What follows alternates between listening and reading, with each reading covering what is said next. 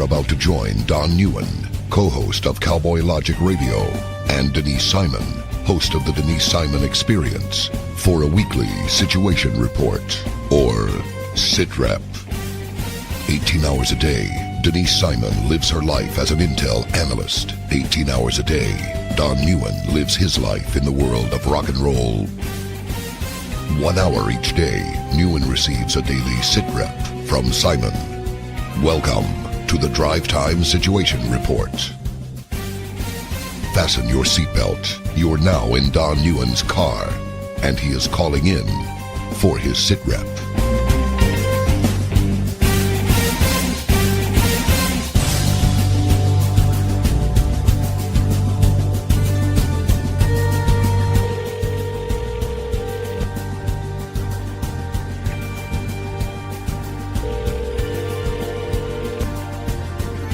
Smello. What's up, Denise? How you doing, girl? Not too bad, Mr. Don. What about you? I have had a very long and grueling day at the office, and I'm calling in for my sit rep, and I'm looking forward to it because I have no idea what is taking place today. Very little over the weekend because we had some decent weather, and that's when we work at the farm. So, first of all, Merry Christmas to you, Denise. And to you, too. And Happy Easter worshiper to you, too, Denise. Oh, you're kind. Thanks. Yeah, somebody's got to be. Ladies and gentlemen, let me welcome all of you to tonight's Drive Time Sit Rep, the most unique radio show in the universe. How about that, Denise? Wow, that's a big one. Yeah.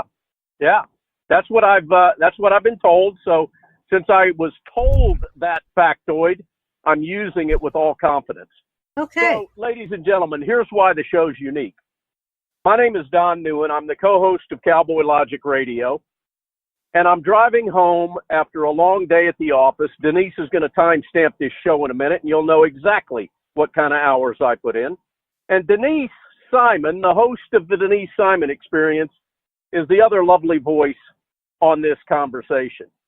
And she is down in her heavily fortified bunker in Central Florida, where she is about to give us a situation report or a sit rep.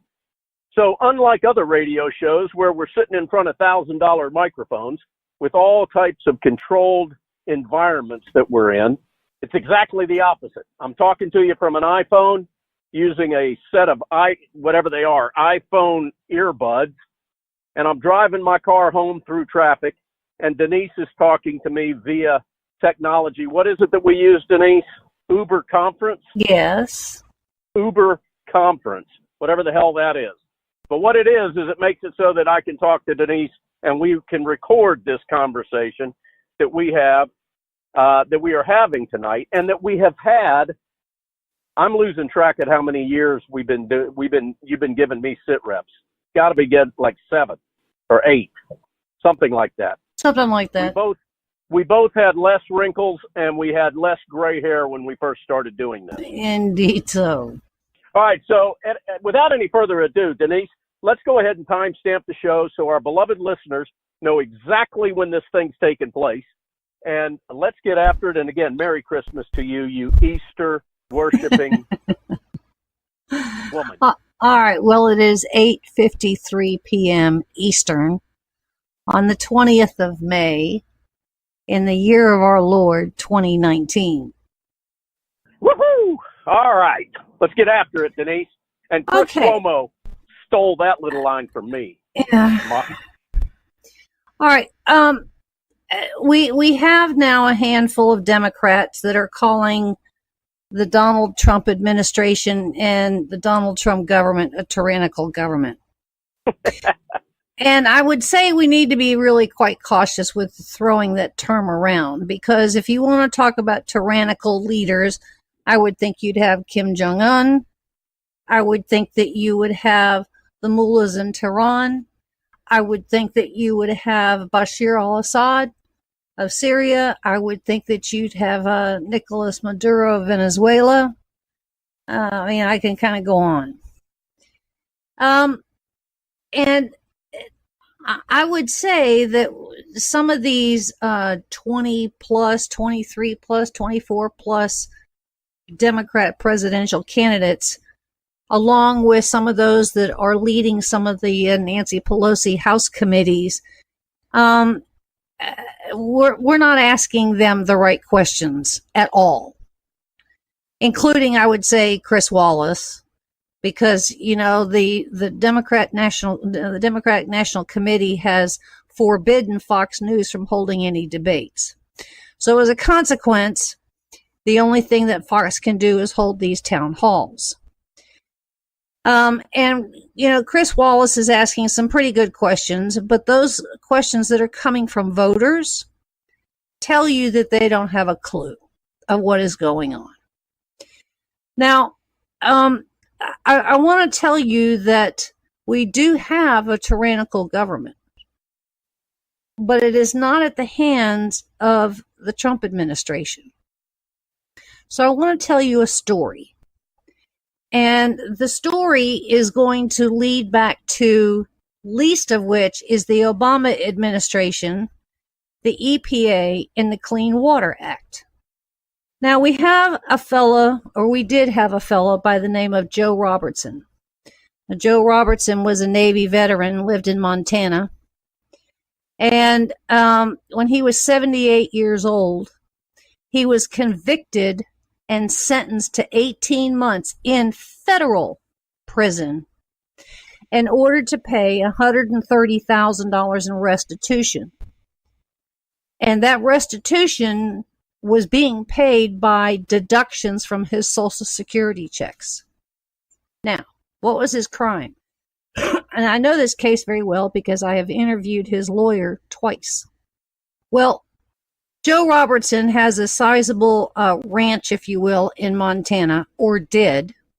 And he chose to dig a series of very small ponds in 2013 and in 2014. And when I say very small ponds, they were maybe a couple of feet wide and maybe a couple of feet deep. And this is according to court documents. And that he would fill up those ponds with water from his garden hose. Now, why did he do this? Well, because of where he lives, or did live, they're very prone to these fires, forest fires, and we know how devastating they can be, especially some of those that have happened in the last couple of years. And then we have a big water problem. So he chose to do a service for the firefighters and dig these small ponds so the firefighters can use the water if they need it. But he dug those ponds without getting a permit. Now, this is his own land. And if you don't get a permit, then you're in violation of the Clean Water Act, which is administered by two government agencies, one being the EPA and the other is the Army Corps of Engineers. All right. 78 years old, and he did serve his 18 months in federal prison. And he had 20 months of probation once he got out. Well, he died. Just recently died. And so his law firm, which is the firm is very good friends of mine. As I said, I've interviewed many of their lawyers on cases that they represent for free, I might add. Is this PFL? Yes, PLF, Okay.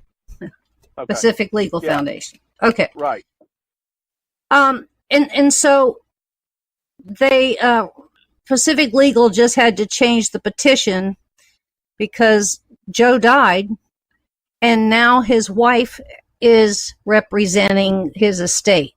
So they had to change the name, take his off of it, and put his wife's name on there. Now, the reason that the Clean Water Act, the EPA, and the Army Corps of Engineers was really so angry about all of this is because they really were saying that he could violate the soil adjacent to what is known as navigable waters, which is ridiculous on its face because the closest body of water of any of these ponds in his home is 40 miles away. Now, The Supreme Court did take the case, but they did something kind of interesting. They returned the case back to the Ninth Circuit without even they just looked at the case on its face without even having a hearing and sent it back to the Ninth Circuit, which is really good news for the widow, because now the Ninth Circuit has to confirm that the government has a lien of $130,000 against his estate / his Social Security. And then the Supreme Court's decision has a summary disposition. And so, it will say to them, your decision was erroneous and that the petition should have been granted for the Ninth Circuit to actually hear it. Now, the reason I say that, this case is ridiculous, don't you think? Absolutely. Okay. I've said nothing. Usually I'll interject little things or ask you questions. I've sat here and listened to this, which I knew about this story, and I've also heard your interviews with Pacific Legal Foundation about this, and I'm no less appalled right now than the first time I ever heard about this. Well, it's really one of many horror stories, to be honest with you, when it comes to the EPA. It's just one of them. It's one that I think that here is a Navy veteran. The man was 78 years old, and the federal government sent him to federal prison. So can you imagine the conversations that he was having with other prison inmates? Like, dude, what are you doing in here? Yeah, okay, exactly. Now, let's talk about these 23, 24 candidates, or let's talk about Hold on. Before you get into that, let's think about something for a very sobering moment.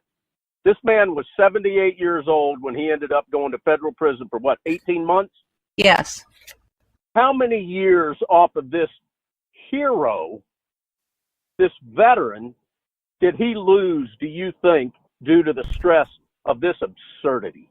Well, it wasn't too long after he got out, he died. Exactly. And so you got the 23, 24, 25 candidates, whatever the number is anymore. I don't know. Don't care. But then you've got the heads of these committees under Nancy Pelosi in the House. How many of these Democrats do you think are even familiar with the case? Zero. None. And okay. If they were, would they care? Would they really Well, care? therein lies the whole thing. If somebody said, if they described the case and didn't mention the EPA or the Clean Water Act or the Army Corps of Engineers or Montana and described it as a person, somebody would come to think, well, maybe this is Saddam Hussein that did this, or maybe this is Bashar al-Assad that did this. No, it's our own government. And so I would say to any of these candidates and any of these people on these committees, do any of you watch any of the tyrannical actions that the federal government and even state governments take on private citizens on their private property for property rights? Here's the point of this. I haven't seen one of the Democrats, not one, whether they're running for president or not, that has stepped up and decided that they were fully going to help we little people out here protect our rights. What they're doing, Don, is they're inventing out of thin air. They're inventing new rights that don't exist. The right to access to health care. That's not a right. The right to take a child in an abortion at a live birth. That's not a right. Well, and while they're making up all these new rights, they're also absolutely trampling the God-given rights that we have, especially the God-given right of life. Well, I can't think of any of the amendments, anything in the Bill of Rights that they're helping to protect us from the government. Can you? I can't. I mean, do you remember little Kim, the little clerk that worked in some kind of a county office that issued marriage licenses, and she refused to particularly sign one because it went against her religion when I think, 2 gay people were getting married? Right. I didn't see one politician come to her defense. The only person I saw that came to her defense was former Arkansas Governor Mike Huckabee, right? Correct. Okay. Now, but you got to understand, I mean, here's the deal, and we all know this, but it's always nice to hear it again. In the eyes of the Democrat Party, individual rights go against their very DNA. They despise individual rights. So everything that you've just told us that is absolutely sickening to hear, it's appalling on all levels, doesn't upset the Democrats at all and never will. This is why I'm saying we are not asking any of these politicians the right questions. Maybe we should just start mentioning some names and say, hey, Peter Buttigieg, do you know who Joe Robertson is? Do you know who Kim, the marriage clerk, is? Whatever her last name was. Do you remember the baker out there in Washington, or the other, in Colorado? Do you see what I'm saying? Yeah, I do. I most certainly do. Without any pomp and circumstance, the House just passed H.R. 5. This is a Nancy... H.R. 5 of the H.R. 13s or whatever that you brought up about a month ago. Yes. Yep. Now, this thing got such a sweet name. It's called the Equality Act. And what it does is it amends the Civil Rights Act of 1964 to include sexual orientation and gender identity as protected characteristics. So those things that I just spoke to you about, little Miss Kim and the baker, and now it's throwing some of this stuff on its head, and it's going to get worse. And why is that? Well, what is the big thing that's happening now in women's sports? Transgender inequality. We have these people that are what I call gender jumpers, and they can jump their gender every 5 minutes. And, they can be born a male, but they decided on Tuesday, and then on Saturday, they're going to identify as a female, because what are they going to do? They're going to enter into athletics of it might be, running, it might be volleyball, whatever it may be. And so they're competing as men, as males, because they were born that way. And they're going to be competing against biological females. And what is happening already? They're winning. So it's throwing Title IX. Let me ask you this. Why is there not absolute outrage among the heterosexual female crowd? Or even the gay female crowd? Well, there is some, but nobody's giving them any airtime. What about now? Nobody's giving them any airtime. Are they bitching and moaning about it? Well, again, this is not law. It's not law. It only passed the House, and it's not going to go anyplace in the Senate. Okay? Well, I get that. Okay. But the thing is, you bring up something else that's not law that the House does, and you've got this absolute backflip taking place among American people. Where are the women's rights organizations that are not just absolutely raising hell over this? Well, they're raising it at the state level for sure, because what it's doing is it's throwing scholarships into a tailspin. It's throwing Title IX funding into a tailspin. It's now saying that locker rooms are wide open and they have to admit, biological males that have decided to gender jump 5 days a week into the locker rooms. Because remember, we started all this on the bathroom, the genderless bathroom nonsense. Right. I haven't been in a Target since. So, I'm serious. Now what do we do when it comes to medical care? Well, I'll tell you what, looking at this from 30,000 feet, what ought to terrify our listeners and the American public is whatever happens if the Democrats not only gain control of the House, but gain control of the Senate again at the same time. They are going to transform the United States into an absolutely unrecognizable freak nation. Well, it is a freak nation because now you have mothers that have already decided that their newborn baby is genderless, and they're going to let the child decide. The child decide exactly when, or the child decide how.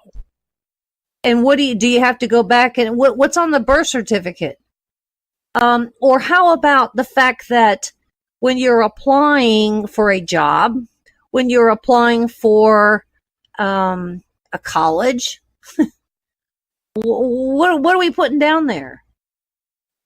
And so this is all because we have sex-based stereotypes.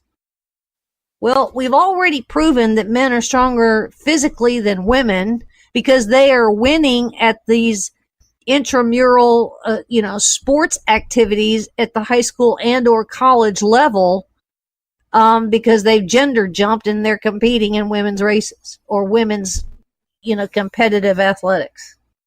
Hey, what's going to happen, and I'm sure it already has, what's going to happen when one of these gender jumpers that's competing as a woman or a girl for that matter in high school ends up critically injuring, if not disabling or killing an opponent because, quite frankly, just like you said a minute ago, whether anybody likes to admit it or not, men are stronger than women in many, many, many, many cases. Not all, but many. What happens when somebody actually has their skull crushed because you've got a guy wrestling a girl in girls' high school wrestling? What we have, this is even a discussion is nauseating. Well, it is, but this is where we are with these Democrats. And so when we have these town halls, Chris Wallace or, Kamala Harris or, Peter or, whoever else, what we've done is we've nullified essentially civil rights. All right, you got to hold your thought right there. Ladies and gentlemen, you're listening to the Drive Time SITREP. We've got to take a break. While we take this short break, I want you to think about something I've been talking about for months and months. If you are undecided as to whether you're going to vote Democrat or Republican in 2020 at a state, a local, a state, or a federal level, you need to seriously think through this. And any of your friends or relatives that are on the fence and can't figure out what to do, simply think of it in this term.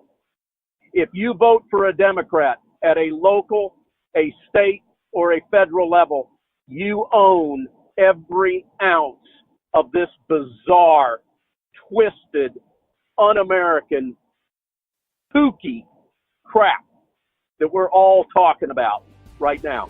You're listening to the Drive Time SITREP with Denise Simon and Don Neuen. We will be back after this break.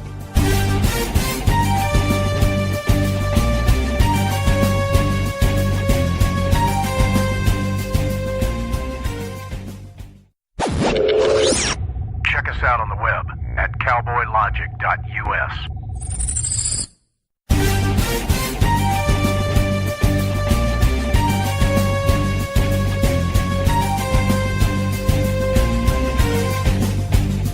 Welcome back to the Drive Time SITREP, ladies and gentlemen. My name is Don Neuen. I'm the host or co-host of Cowboy Logic Radio. You can listen to that show every Tuesday night on the same network or radio station that you're listening to this show on.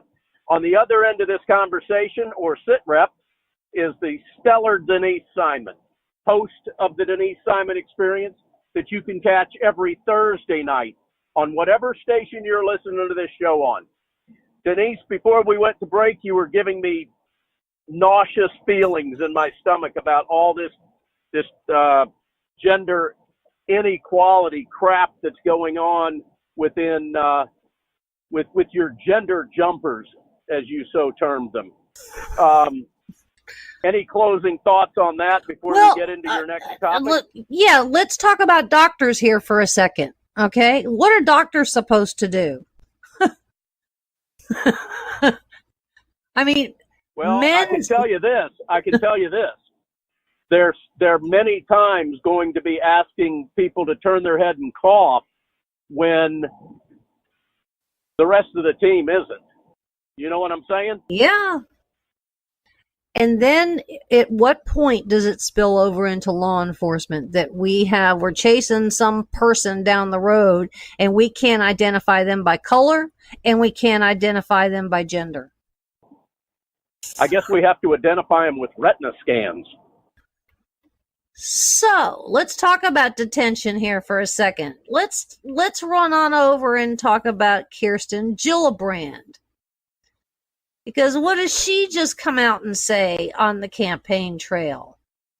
She's not going to detain any migrants. So we could have MS-13 among them. Too bad. She's going to trust them. We could have a murderer that's wanted in Mexico, and we help Mexico or Honduras or El Salvador. She's not going to do that. Ladies and gentlemen, do I need to repeat what I said right before we went to break?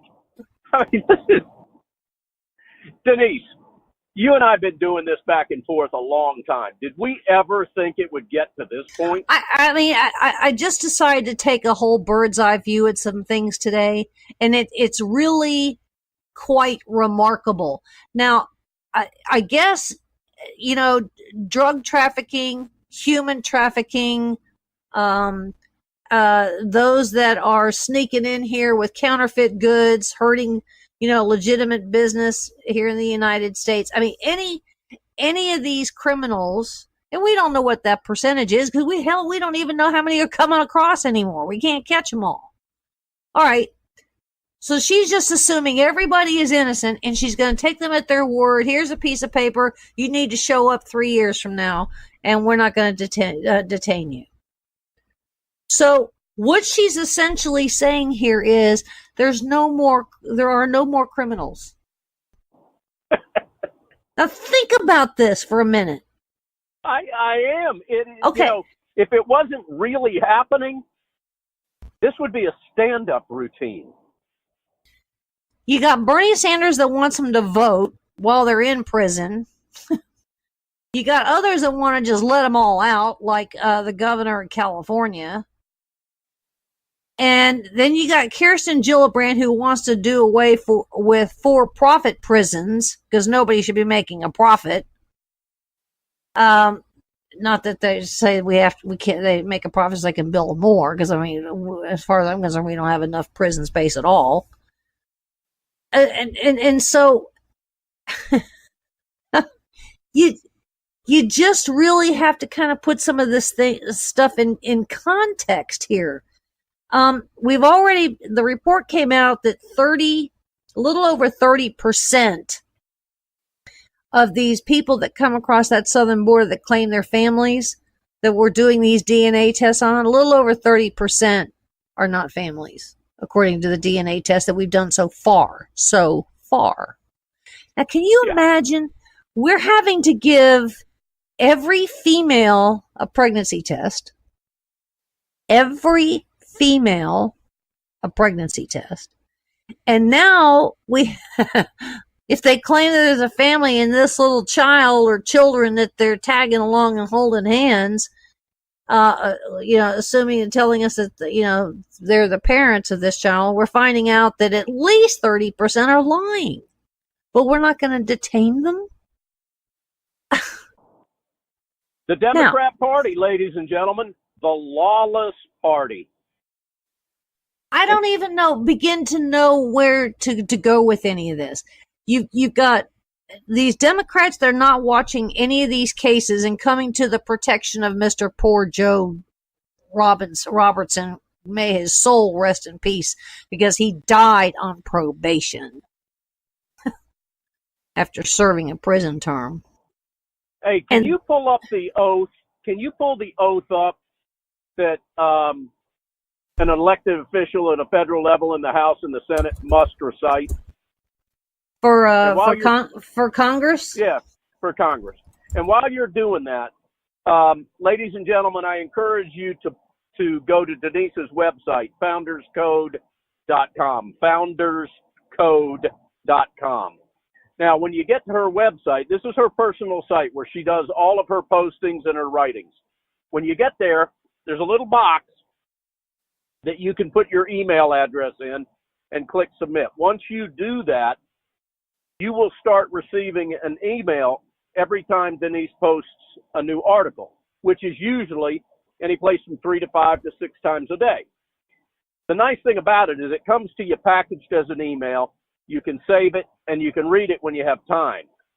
Now, the nice thing about actually going to Denise's website is that she does all the work for you, so that you're able to read, digest, and regurgitate with confidence that what you're doing is talking about something or discussing with your friends and your family information that has already been vetted. There's no way that you're going to look like a fool if you repost one of Denise's articles. She does all that work for you. So at any rate, I encourage you, ladies and gentlemen, to all go to founderscode.com. Denise, do you have that oath by any chance? I do solemnly swear that I will support and defend the Constitution of the United States against all enemies, foreign and domestic, that I will bear true faith and allegiance to the same, that I take this obligation freely, without any mental reservation or purpose of evasion, and that I will well and faithfully discharge the duties of the office on which I am about to enter, so help me God. And the so help me God part is being eliminated, apparently. Yeah, I know that. All right, ladies and gentlemen, keep that up, Denise, if you don't mind, until the end of the show. Here's the deal, ladies and gentlemen. The elected officials, especially those that are on the left side of the aisle, the Democrat Party, they are absolutely not fulfilling that oath. Are they, Denise? Is there any way that they are fulfilling the oath? I can't see that they are. And so again, I go back to what I said originally, is that we're not asking them the right questions.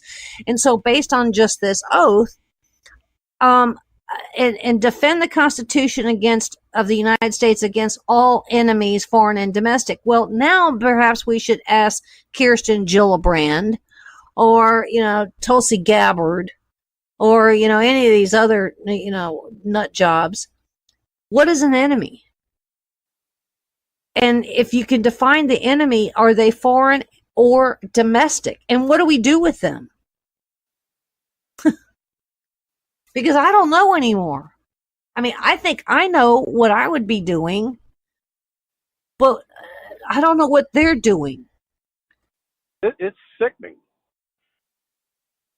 I mean, there aren't too many words that can encapsulate the way I'm feeling right now after, a segment and a half of this show. And the thing is, the really sad thing is, I already knew everything you were talking about. This is not new news. Well, Gillibrand is relatively new. But, yeah, ladies and gentlemen, we all sit and watch this every night. We read about it. Unless you're stuck on CNN or MSNBC or the alphabet networks. If you actually do just a little bit of research, you already know all this stuff. Well, Denise tonight is just driving it home. Yes. And so I guess the next question can necessarily be, how many other Joe Robertsons are out there that not one of these politicians cares about? Because remember, these politicians, when they go to Washington, D.C., are sent there by their constituents. And so these constituents are supposed to reach out to their representative, hence the word representative / public servant, for assistance. And, these representatives are essentially supposed to drop everything that they do, get the facts, talk to lawyers, because they're running all over the halls of Congress, and help that poor constituent out. The most these, Democrats do, if you want a tour of Washington, of the Capitol building or, some other, library, they'll help you, get your name on the list for a tour of the White House. Whoopee. Go back to the Pacific Legal Foundation and their representation of this Montana rancher, this farmer. Yeah. Now, they first took this to the Ninth Circuit Court. It ended up in the Ninth Circuit before and after the Supreme Court. Am I right? Correct. Okay. And clearly, they lost in the Ninth Circuit the first time around. Well, what they're doing is the Supreme Court wants... They appealed it, right? They appealed it to the Supreme Court. Yes, and so the Supreme Court wants the Ninth Circuit to confirm whether Joe's estate has a continuing right to challenge the government's $130,000 fine. And, the fine was bad enough before he died. And is it the position of the Ninth Circuit that the government can continue to enforce that lien or that fine against his heirs and or his estate? Well, let me ask you this. And I also think he ought to be compensated for the 18 months he was in federal prison. Most certainly. And quite frankly, the reduction in his life on Earth. How did the Pacific Legal Foundation lose this in the Ninth Circuit? Was it because they didn't take the case until after they didn't take the case until after the Ninth Circuit? Okay, all right. So he had local attorneys dealing with this, probably. I would assume. I don't know. I don't know the whole timeline. Okay. Are they, based on your discussions with them, do they feel confident that they're going to get at least satisfactory restitution for this man's family? Yes. From what I can tell in all the cases that I have discussed with them, and I've discussed cases from the sublime to the ridiculous, many of them dealing with EPA, Clean Water Act, and or property rights, because they're almost all the same. They have actually only lost one case before the Supreme Court. But here was an interesting thing about that case. There were two legislators, and this was in Wisconsin. And it's kind of a long, drawn-out story, but there were two legislators in Wisconsin that knew that based on the laws in Wisconsin, that these landowners didn't stand a chance. And so based on the law, Pacific Legal and the landowner lost. But these two legislators watched the case carefully, and as soon as this decision came down, they already had the legislation ready in the legislature to repeal that, and they repealed it immediately. They the state legislature was embarrassed on what they did. So essentially, they won. All right. Well, that's always good to hear. Give our beloved listeners, if you don't mind, a way that they can do a little research on the Pacific Legal Foundation. Well, what you just need to do is go over to pacificlegal.org, and at the top, there's a menu, and then you can just look at, click on one that's called Cases. And they've got lawyers in Washington, D.C., they got lawyers in Florida, they've got lawyers in California. Ed Meese, originally under Ronald Reagan, borned Pacific Legal Foundation just to represent the little guy. And there's been some fascinating cases out there, including those that people that have gone into their local voting poll to go vote have been denied their ability to vote until they change their clothes.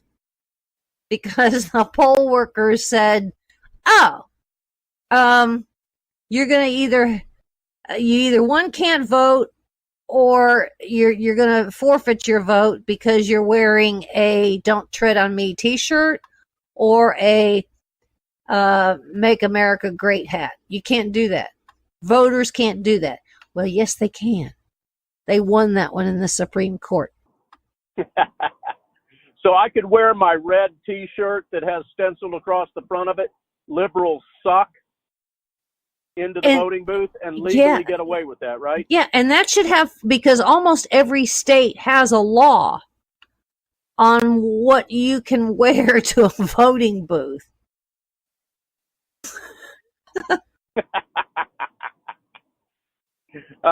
Hey, well, hat tip to Pacific Legal Foundation. Well, and I know that they are regular guests on your show. They are, because I want so much for a poor little old, God rest his soul, Joe Robertson, who died with the notion that his government was against him and penalized him for trying to be a good guy and helping out the local firefighters. Okay. Those are the little things that just grate on my skin. I just can't stand it. And so Pacific Legal, again, they don't charge anybody. And what they do is they really fight against tyranny at the state level and tyranny at the federal level. And so these are some of the questions that we ought to be asking. I mean, if our elected officials were doing the right thing in helping to protect us and our rights, we wouldn't need a Pacific Legal. See what I'm saying? Absolutely.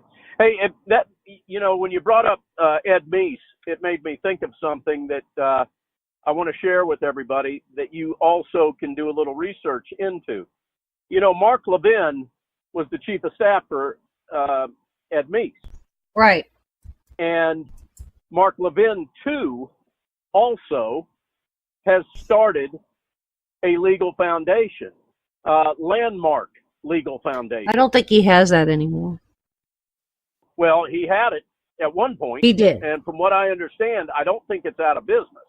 I think it's still going. It may be, but I don't think he may have some ownership, but I don't think he's active in it.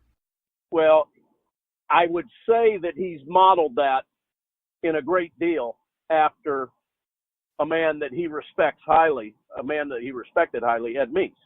Correct. Or respect. Is Meese still alive?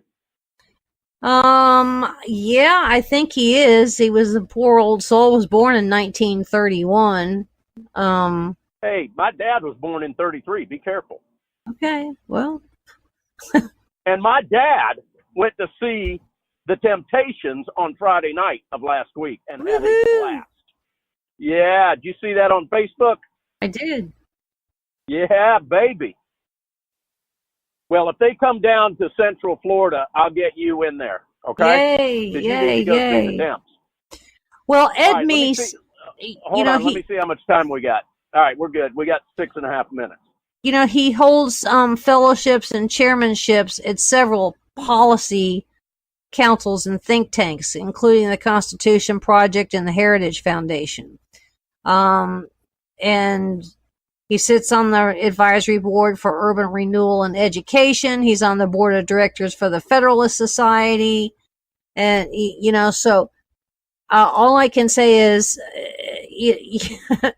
I hope he is mentoring somebody out there to,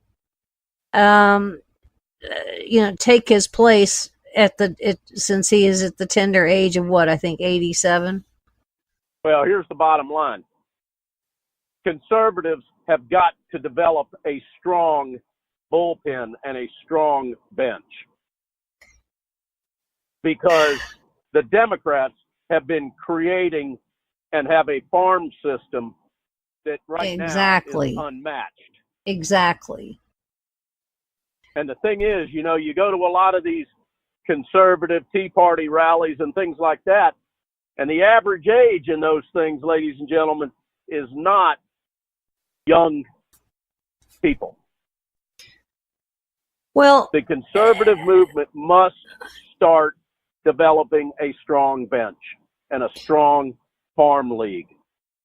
Ed Meese actually graduated from the University of California, Berkeley School of Law. Can you imagine what he thinks of his alma mater now? Probably the same thing that David Horowitz thinks of it. And so I would also say, wouldn't it be fun for somebody like Ed Meese to call for a full-blown televised debate for somebody like Jerry Nadler? Hey, Denise, have you? I asked this question of Hal Morose the other day. Have you figured out exactly where Jerry Nadler's waistline is? There isn't one, so you don't know where it is. Well, it is extremely ambiguous because most people, their belt is somewhere near their waistline, right? I mean, that's if they have a waistline comment, unless they're sagging or in prison or they're Jerry Nadler. Because Jerry Nadler's belt is like an inch and a half from his armpit. He also... What say you about that?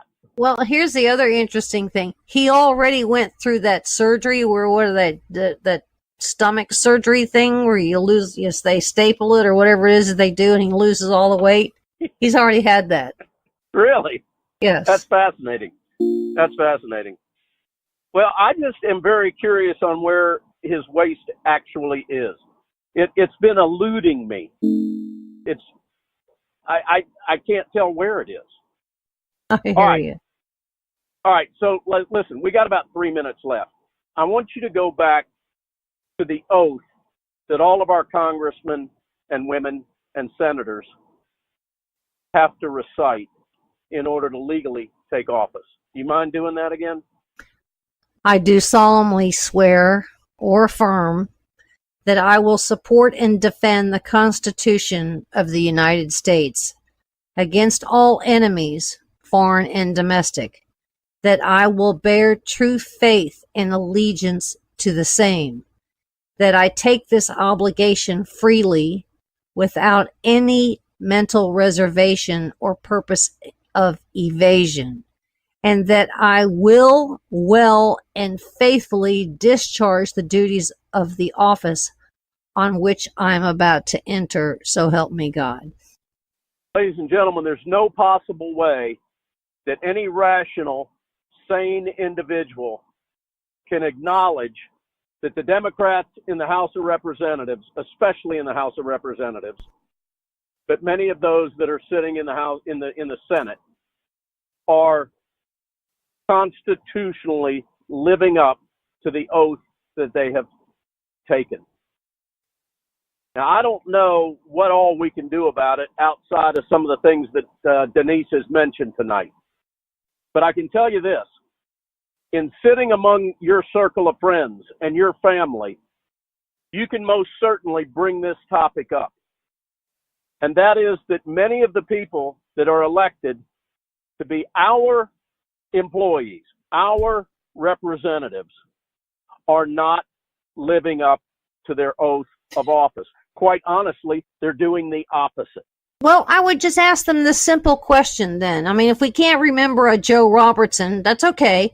But just ask them, when it comes to the Fourth Amendment, when it comes to the 10th Amendment, when it comes to the First Amendment, can you tell me what you have done to protect we little voters and our rights? Give me an example. And have them state one, because they certainly didn't protect little Kim. They didn't protect the baker. They didn't protect the little sisters of the poor. You see what I'm saying? Yeah. So just ask them remember, for a specific. Ladies and gentlemen, when they give you the answer, it's going to be hogwash because they do not care. No, and they're creating rights out of thin cloth here. They're creating rights that don't exist. They have become activists. They have become un-American. And I'm telling you once again, I'm going to beat this like a damn war drum, ladies and gentlemen. In 2020, if you or anybody that you know votes for Democrat at a state, at a local, state, or federal level, you and they own every bit of this bizarre, twisted, irresponsible, un-American, unlawful craziness. Well, and let's not forget, too, you got Hollywood that is now protesting Georgia and Alabama. In fact, I think it was some city legislature or some county legislatures has now forbidden their employees, their government employees, from flying on business to any of these states that have these new abortion laws. There you go, ladies and gentlemen. All right, we've come to another close of this week's Drive Time SITREP. Please share this with your friends and family. We appreciate the fact that you've devoted about an hour of your time to this show. You are why Denise and I do this once a week. Denise, it's time to go home. Take us home. All right. Thanks for being with us, and God bless America.